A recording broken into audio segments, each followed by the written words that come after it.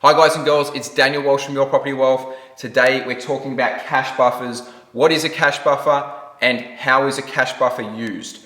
Now there's four main points that we need to go over when thinking about a cash buffer. What is a cash buffer? A cash buffer is purely to be able to cash flow a property portfolio from day one to whenever the end goal is. It might be 10 years, it might be 15 or 20 years down the track. You want to be able to cash flow that portfolio in a safe way.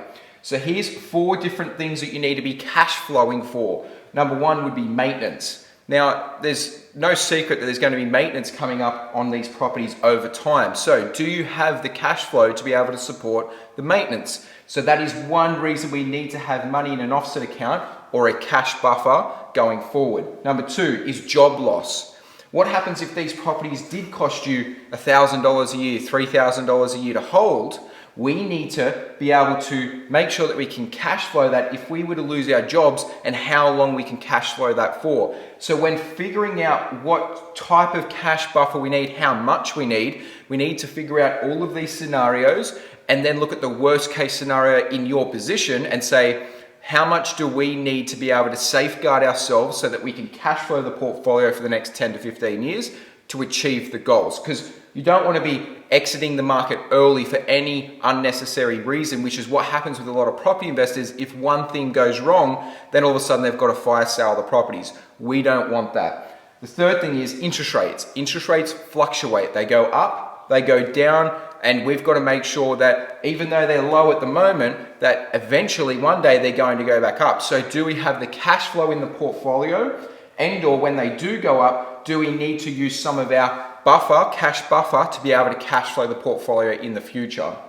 And the fourth one is just looking at the overall cash flows of your life and seeing what is your income, what is your expenses, and making sure that you can cash flow it so that you can still live a relatively much the same lifestyle. You can go on your holidays, you can do everyday things that you would normally do, and you don't have to sacrifice your lifestyle. Because at the end of the day, these houses over the next 10 to 15 years are meant to help your life, not hinder your life. So it's about making sure that we can cover all of these off and working out what the cash buffer is going to do for you.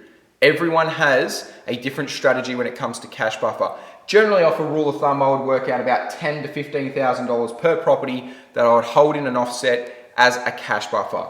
Now, the reason why I hold it in an offset is because I'm going to be putting cash away in an offset to one of the houses, and that's going to reduce the interest payable each day because interest is incurred daily. It'll reduce the interest payable on that property so that I don't have to pay as much in terms of interest, and it keeps control of my overall cash flows. But let's just work out a scenario here and show you exactly how cash buffers work. Let's say that we had a property portfolio and that cost us $3,000 per year. So let's say that we have three properties, they each cost us $1,000, so it was negative $1,000 per year on each of those.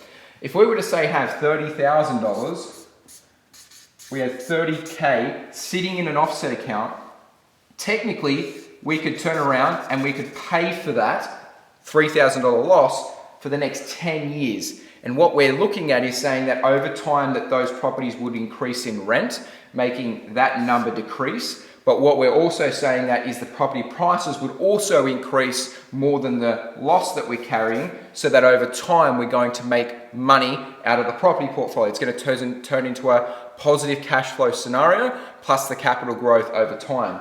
So let's say that we have a property portfolio there, and let's say that that property portfolio is worth 1.5 million. Right? If that property's worth, the whole portfolio is worth 1.5 million, let's say in 10 years time that goes even up to just 2.5. So if that goes up to 2.5 million, you've made $1 million. It's cost us $3,000 a year to hold it, and we've had a cash buffer to be able to make sure that we can cash flow the portfolio, but over time we've also had the capital growth, so we've increased our net worth. This is how cash buffers work. Now what we're trying to do is we're trying to cash flow from one point to another. So in year one, all the way to say year 15. And if I can cash flow from year 1 to year 15 without having any troubles financially, then it means that I can live the same lifestyle while having these properties increase in value over time. It's very important to have cash buffers and to know all the scenarios before you even buy a property, because you don't want to buy a property and then not understand exactly what the costs associated with that property are. Property costs change due to interest rates and also maintenance throughout the years that you hold those properties. So you need to correctly factor in exactly what each property is going to cost you to hold, if it's going to cost you to hold, or if it's going to be positive cash flow, and what type of cash buffer you need to hold to make sure that you can sleep at night and that you don't have any risk associated with these properties. If you like my videos, can you please like, share, and comment. Until next time, guys, have a great day.